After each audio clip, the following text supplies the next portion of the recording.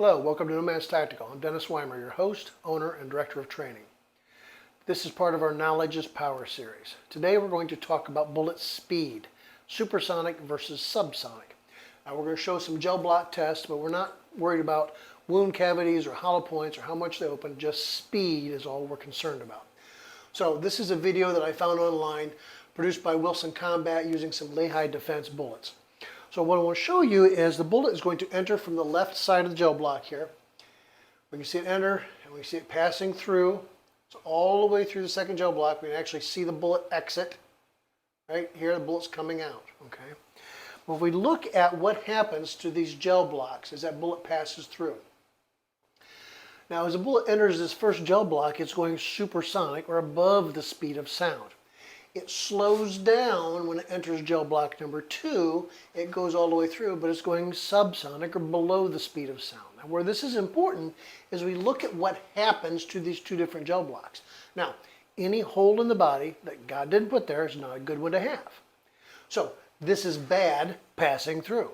But when it passes through at supersonic speed, that shock wave does horrible damage to the gel block and our internal organs. So supersonic is bad. So if we look at our standard bullets, this is bullets in the order of kinetic energy, or how much energy the bullet transfers to its new host. So we start out with a 25 auto, a 22 long rifle, a 32, a 380, 38 special, 22 magnum, 9, 40, 45, and 357 magnum. Now, I recommend minimum 9mm and up for personal protection. Now, anything below here is going subsonic. Now again, any hole in the body that God didn't put there is not a good one to have.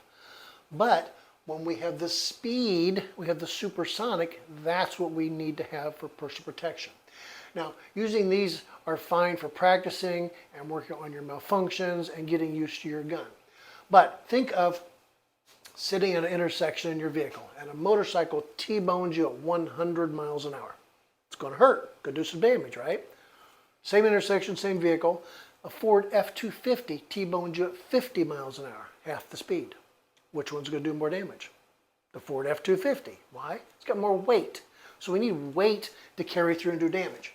So this is your motorcycle at 100 miles an hour. This is your Ford F-250 at 50 miles an hour. We need weight to carry through and do damage. Remember, Ronald Reagan was shot with a .22 and didn't know about it for 30 minutes. .22 is not enough for personal protection. So this is a pine board that I cut out of our target backers out of the range. Somebody was shooting and missed their target. And if you can see, there's the edge of the bullet. The bullet is flush inside. That is a .22 long rifle bullet. It did not go in the board more than just bullet depth. Now granted, yes, this is a board. Humans are softer than that.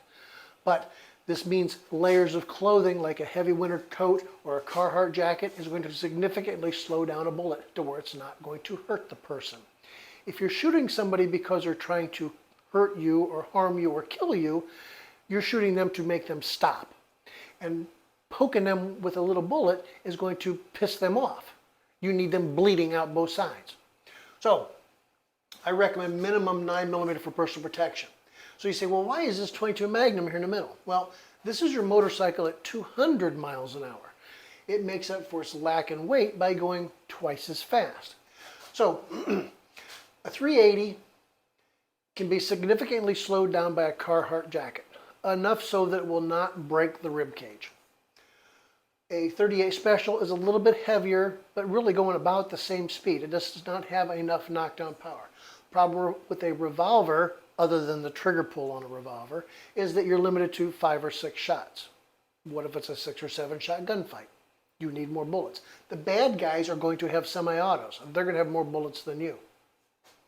So everything above here is supersonic. Now, yes, I realize that a 45 is not generally supersonic, but it makes up for its lack in speed by being super heavy. So a 9mm is 115 grains. A 45 is 230 grains. So it's twice as heavy as your 9mm. It's going about 800, 900 feet per second. Supersonic is 1,100 feet per second. So it's going a little bit below the speed of sound, but it's got a lot more weight. So it's going to hit you harder. It's like your semi hitting you at 50 miles an hour. Now, another good example to show where speed is important, this is shooting a watermelon with a hollow point 9mm. Now, I recommend teaching kids shooting a watermelon. You can't shoot a paper target and have the kid understand that the gun is dangerous.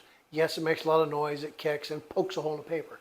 But poking a hole in paper, I can do with my finger or my pencil. But when you shoot a watermelon, the watermelon explodes and the kids go, I get it. It destroys whatever it hits. And that's what we're trying to teach kids is guns are dangerous in the wrong hands because it destroys whatever it hits. Now, to show the difference of speed and weight, again, this is a 9mm passing through. But when we shoot a rifle at a watermelon, this is a little bit heavier bullet, but going 3 times as fast. Look at the difference in what happens to the watermelon when you have a rifle bullet going through. So we need speed and we need weight. So minimum 9mm for personal protection, in my opinion.